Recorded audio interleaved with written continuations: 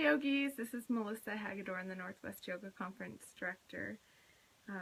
We're excited to continue our Yogis Talk Mental Health video series that we're doing here on Facebook Live, talking with various yoga teachers and students about their experience with mental health and how yoga and meditation has helped them to overcome that. So this morning we're going to be talking with Sarahjoy Marsh about her struggle with disordered eating and how she found some relief and recovery through yoga. And I see her, she's joined us. Hi Sarahjoy, please accept my invite so you can join us here on the conversation.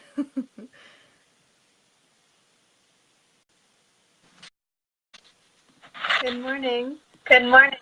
Good morning. It's kind of surreal, right? Like, hello, yeah. There you are. Yeah. I'm pushing buttons over here and making my best effort. Is it working okay? Yes, yeah, it's great. Okay. So thank you so much for joining.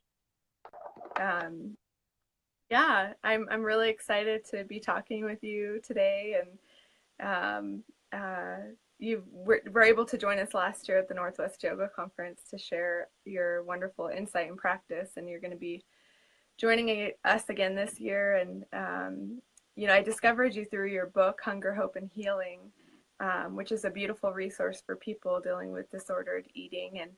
And quite honestly, in my opinion, any sort of addiction, which I think that all of us face on some level, whether it's the cookie that we eat to numb our emotions or the TV we turn on to tune out. So I thought there was so much relevant information in that book beyond just people who might be dealing with disordered eating. So thank you for creating that resource for all of us.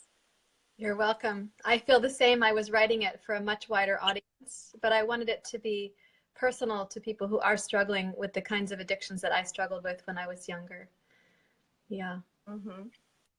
Yeah. Well, just to take a moment to introduce you here, Sarahjoy has a degree in art therapy. That's right. And then also in counseling. Is that correct? Yeah. Yeah. And then you're based in the Portland area, and Daya Foundation, which the Daya Foundation is like a yoga studio, but focused more on well, I guess I'll let you describe it because you can do it better justice than I can. Yeah, so Daya Foundation is a yoga studio, like a storefront that you can walk into. And it's also an outreach program that we take yoga into hospitals, schools, prisons, rehab centers. We also teach a teacher training for adults in custody to become yoga teachers when they're on the inside. And we have medical scholarships available for our regular students walking in or in some cases wheeling into the studio because they use a wheelchair to get around. And so that medical scholarship program is for students to come to public classes that are specially adapted to their unique needs for practicing yoga. That's such a beautiful offering that you're contributing, and then there's also teacher trainings as well through that. Yeah, we foundation, have a 300-hour teacher training, a 300-hour yoga teacher training. We're in the track for the IAYT 800-hour teacher training, and we have a specialized trauma-informed, brain-sensitive yoga teacher training for people to get a deeper dive into the skills that they need, not just the content, but the skills. That's one of the distinctions in our teacher training programs is we do provide content.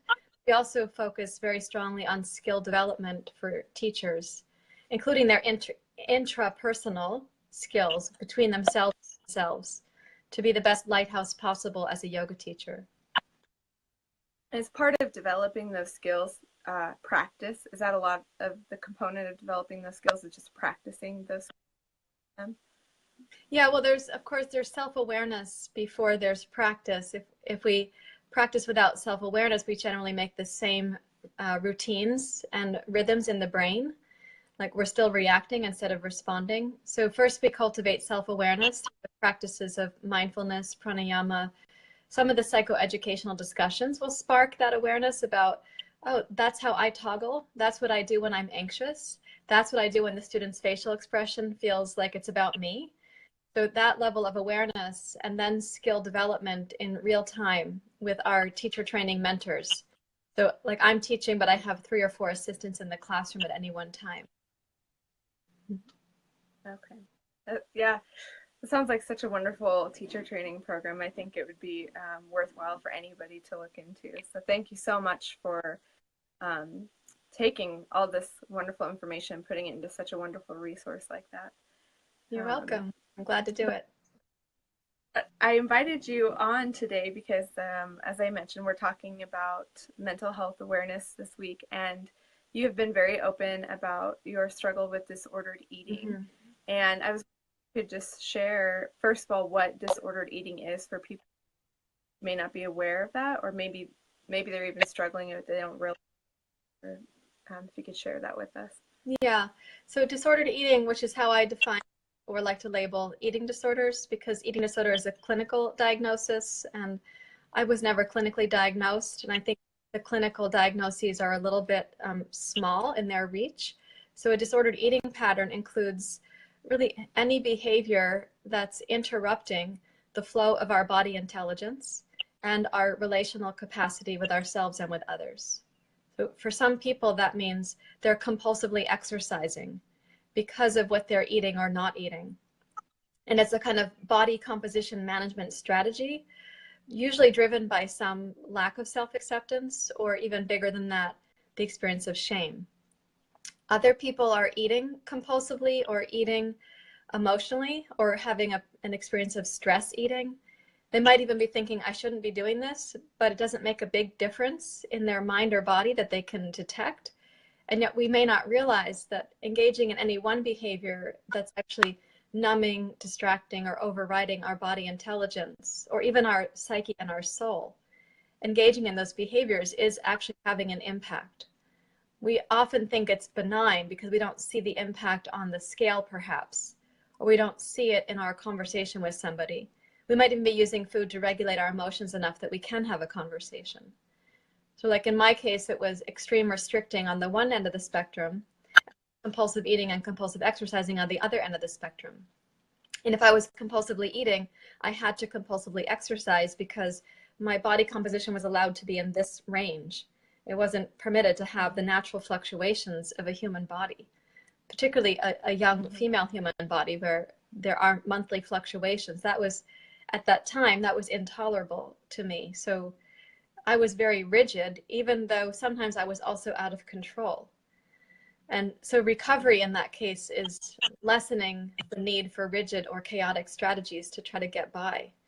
And really recognizing that we're doing it is the first step, that we're doing something that makes us uncomfortable. And it's a kind of discomfort we've agreed to because it's less uncomfortable than the other discomforts. So it's a nuance to understand ourselves. Mm-hmm. Mm-hmm. I shared this week about my OCD, and I know I've already shared that with you, but it sounds very similar where it's like you're taking on this behavior that's really not helping you, and it's just replacing one discomfort with another one. So yeah. Yeah. Now, can you share too a little bit? I think with eating disorders,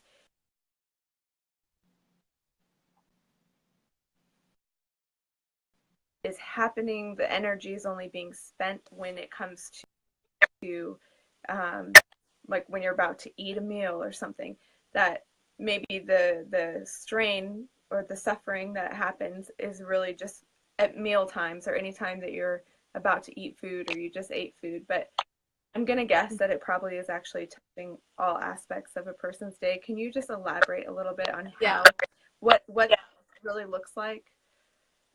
Yeah, I mean, it's way beyond just a mealtime. Things might get heightened during meal times or right after a meal, but there can be like circular, repetitive, intrusive thoughts, kind of like all day long. In fact, the amount of thought space taken up by my strategies and the amount of thought space occupied by my students' strategies is enormous. And people don't often recognize that those thoughts taking up that space are actually trying to do so to protect us from not having to experience some other thought or emotion or unknown or quandary. Like it's actually coming in between us and our best selves and us and the world around us with the intention to protect us from something that we can't see, hear, feel, or work with wisely in our own hearts or bodies. And that starts way before there's actually a food behavior. Like that experience of needing protection begins before we're actually doing the dynamic thing of, putting food in the mouth or restricting food from the body. So the thoughts are a huge part of it, actually. Yeah, so it's really draining both mentally and physically, and yeah, the suffering is happening at all of the levels. And is there, can you share with us just what current science or theory is on what causes eating disorders? And also, I know I read in your book too that it's disproportionately affects women. If you can elaborate too on why that is. Mm-hmm. Yeah, I think I don't have my finger on the pulse of what contemporary science says is the cause of eating disorders, but I do have a lens through which I look based on yoga. And what I would say is the primary cause of any addiction or self-harm behavior is the deep internalized feeling of shame or unworthiness.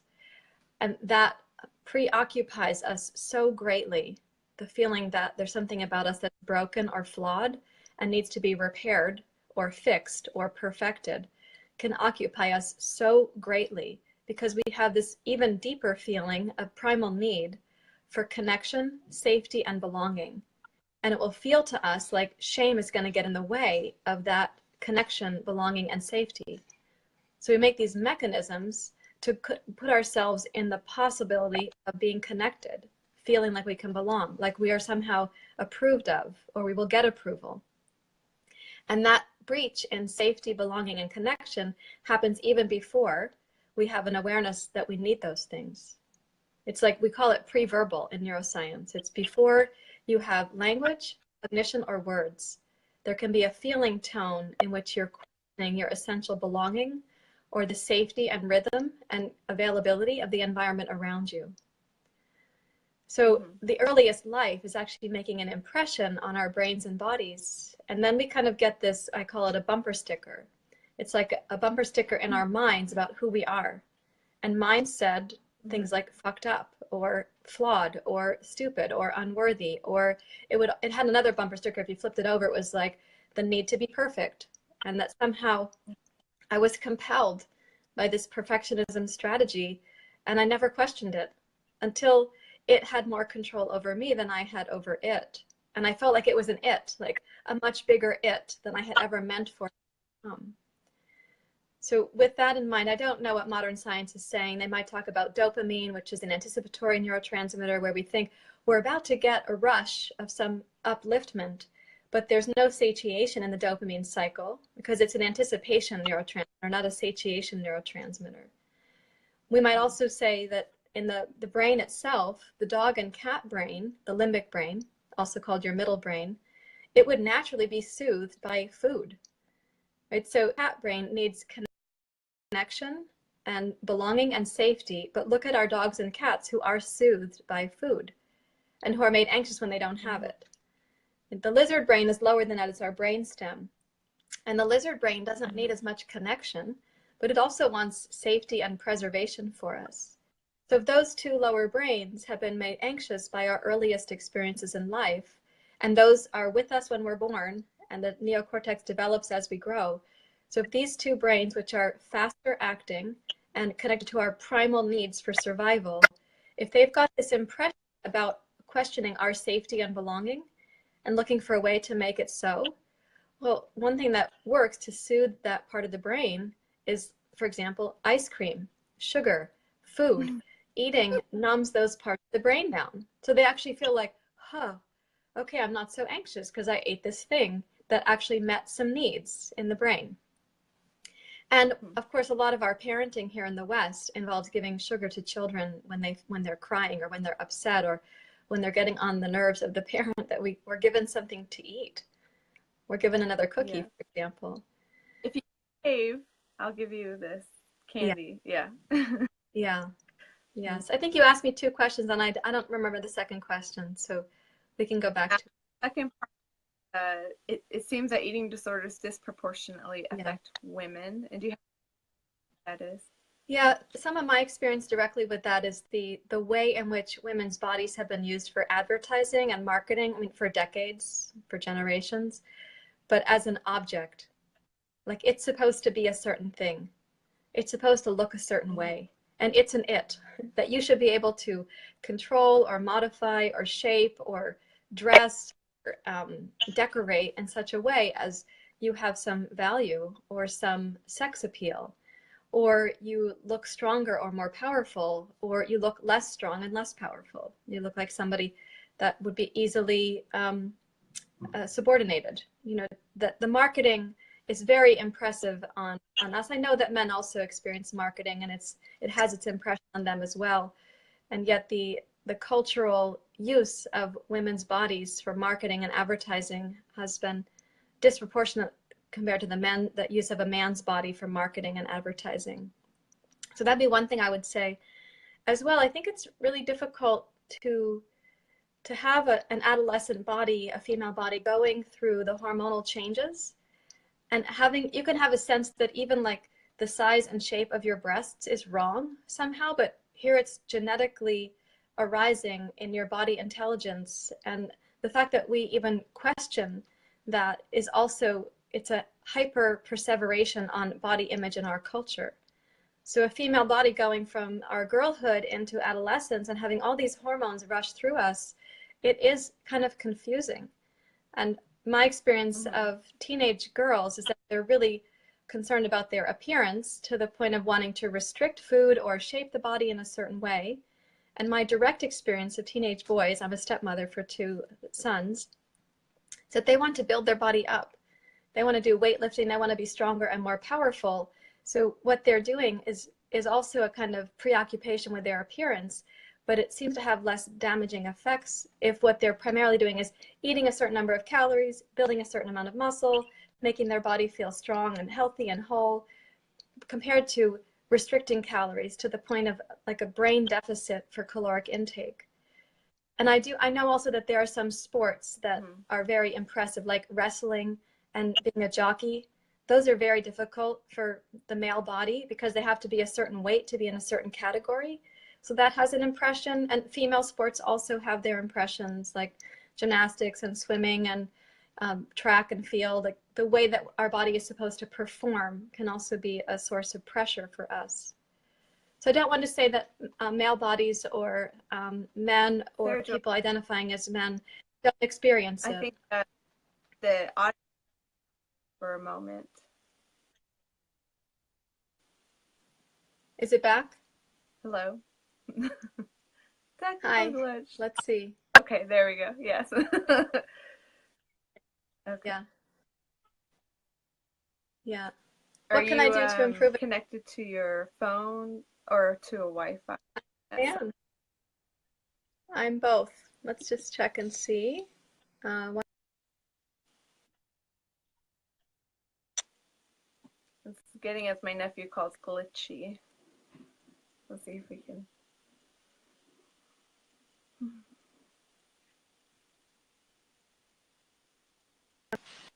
okay, let me know if that gets any bit better. Okay, it now is Can showing you a hear me? video and on the mend. Great. And sometimes you blip out also, by the way. I'm listening to your stutter and I don't mind, but I'll wait until I hear your full question. Yeah. Well, can you share a little bit with us about how you found your path to recovery from your disordered eating? And I know you mentioned Yeah. that there was a back trip involved with that, but just to share a little bit how you found your way back to recovery from your disordered eating. Yeah. Well, it's interesting. I was just referencing sports because I wasn't just interested in perfectionism as like a scholastic undertaking. I was also a top athlete in my early years, and it felt like I had to do it. Like the amount of internal pressure for performing on the athletic spectrum was very high. And I didn't have any sense of how small the world was that I lived in. Like it was just high school. It wasn't like going to make or break my life, but it felt like that much pressure at the time.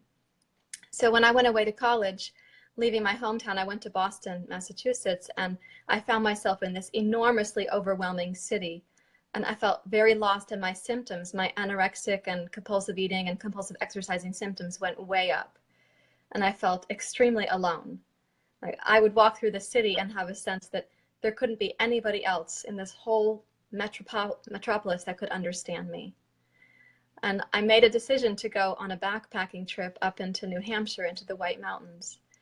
I recall this decision came as I saw a postcard, like a postcard of trees. I was like, I need trees. So I borrowed a backpack, I rented a car, I drove to the trailhead.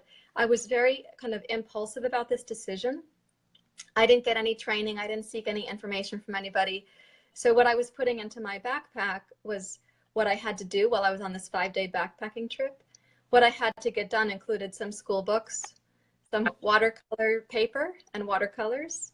I also put into my backpack the things I was willing to eat at that time. It was primarily raw apples and raw carrots, some rice cakes and powdered hummus. Now, rice cakes and powdered hummus don't weigh that much, but if you add up school books and watercolor paper and carrots and apples for 5 days, it gets kind of heavy. So I put that backpack on at the bottom of the trailhead, and it weighed more than I did. I didn't test it before I got to the trailhead. I put it on and it was heavier than I was, because I was pretty underweight at the time. And hiking up a steep mountain with enormous weight on your back, you actually have to lean forward, right? You have to lean forward to hike up anyway, but then this big weight was on my back and it was exhausting. But I was so compulsive about, like, I will do this thing, that I kept trudging up the mountain. And it turns out that that kind of physical exhaustion was actually really helpful for my mind. When I got to the top of the mountain, which was the second morning, I got there very early. It was sunrise. And so I kind of backed up to this rock and I could put my back, I sat down on it, and then I could take the backpack off because I wasn't going to fall over backwards. It was going to be on the rock behind me, this enormous rock. And as I set that down, and then I lifted my gaze and looked around at the world around me, it was like the opposite of burdened, compulsive self-hatred. It was the opposite of what was in my baggage, as you could say. It was awe and beauty and tranquility and possibility. And I felt this sense that life was welcoming me to belong to that. It was such a pivotal moment because I could see in every direction. I call it the 360 view. You could see all the way around because of where this mountain is in New Hampshire. And to have a feeling that I belonged to all of that, that was tremendous. And because my body was hurting so much, I also started stretching and moving. And I was doing some of the stretching that we used to do in gymnastics, but not with the same attitude. It was like for relief for my body. And it was tremendous. So that feeling of relief actually must have gone deeply enough because I was exhausted. But that relief feeling went with me for the next 5 days on the mountain.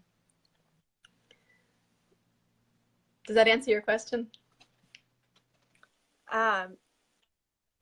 Yeah, and for me, it went in and out a little bit, and I see there's some people watching, so I just wanted to check maybe and see if people who are watching could comment and let us know. I don't know if it's just on my connection that I saw that, or if other people. I see there's some people commenting, or I mean watching. So could somebody comment and let us know if they were able to see everything come through clearly? Okay, we got hearts and thumbs up. So that means yeah. Better than I can, because this is a very glasses to look at it all. The screen is my glasses, so yeah. Yeah. Mm-hmm. Because I think they're too tiny.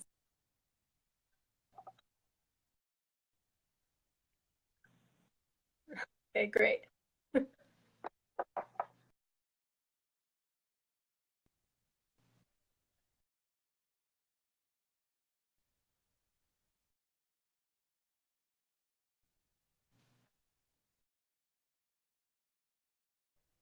that you just mentioned about how yoga can, the stretching and yoga. And can you share just on a broader scale how yoga can help people with disordered eating and some of the neuroscience that's behind that?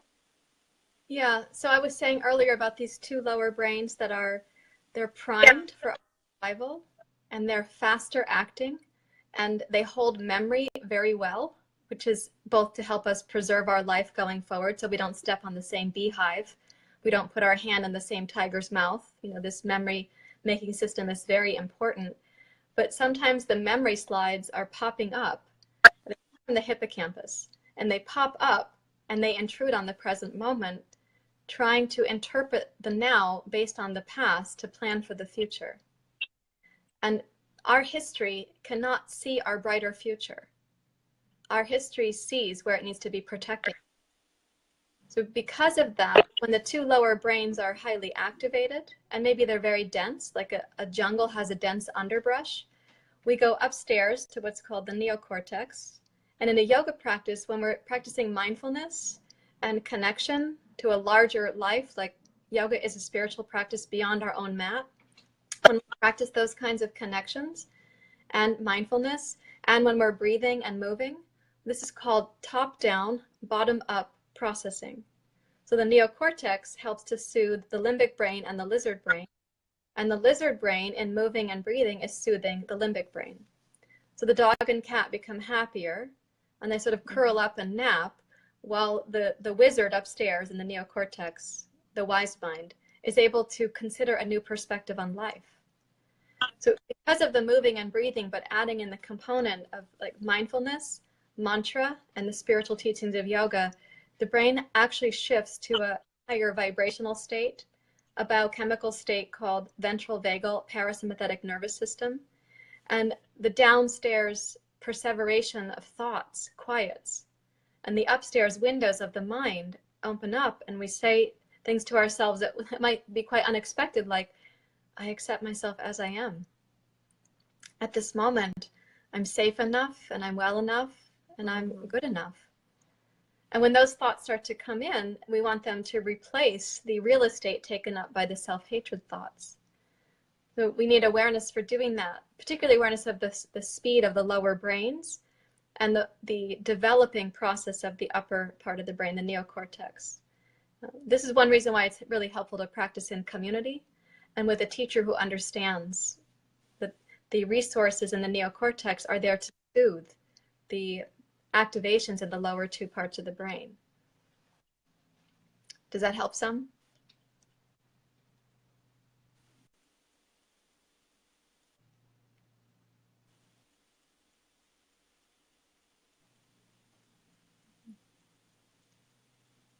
I'll wait for you to get that, so you can let me know if that was helpful. And if you have a further question about it, I'm happy to have that too.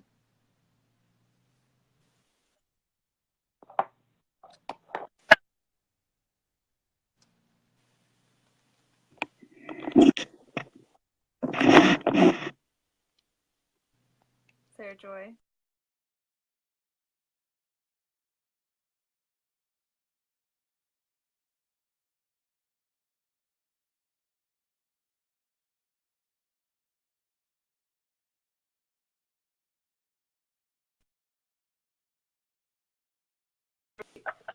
There you go.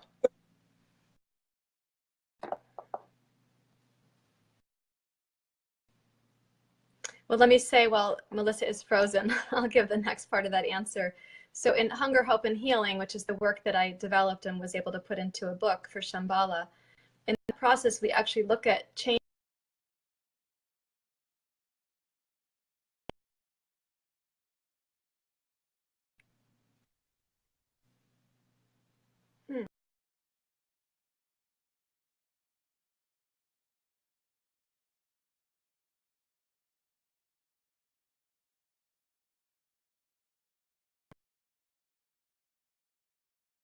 Instead of those two, in Hunger, Hope, and Healing, we try to go to what's called befriending and homecoming. And then the lizard brain downstairs goes to freeze or submit. And in Hunger, Hope, and Healing, we're trying to bring it into melting and then re-inflating. So we actually use breathing strategies to help shift the mind out of what's unhelpful by shifting the brain out of what it's doing habitually. And then that helps us to have a new relationship with our bodies, with our appetites, with our body intelligence, with really everything about ourselves. So we go to befriending, homecoming, melting, and inflating. And they're real-time tools to use, not just on a yoga mat, but in life at large.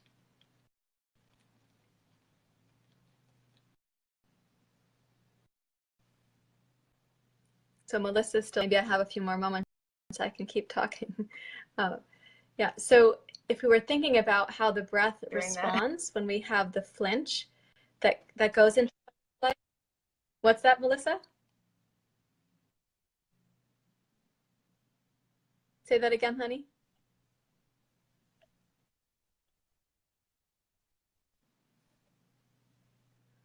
I can hopefully Let's see if hear me. I can hear you a little bit now, but you're broken up.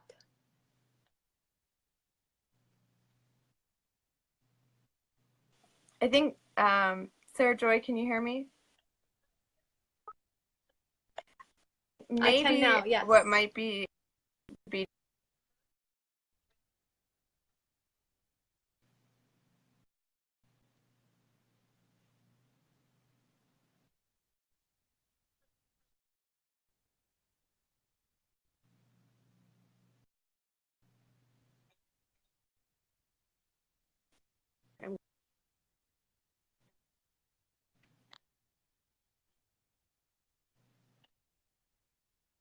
So you're cutting in and out. If you want to write in the comment box, I can see what it is you want to say.